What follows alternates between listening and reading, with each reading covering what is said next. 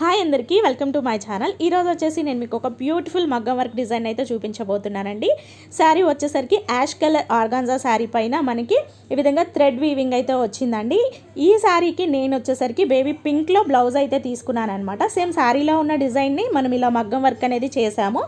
ఇదంతా కూడా same sari pattern, ఏదైతే సర్కిల్ ప్యాటర్న్ అలాగే ఫ్లవర్ ప్యాటర్న్ ఉందో అదే ప్యాటర్న్లో నేను ఈ మగ్గం వర్క్ డిజైన్ అయితే డిజైన్ చేశానండి. ఇది ఓన్ క్రియేషన్ అనమాట.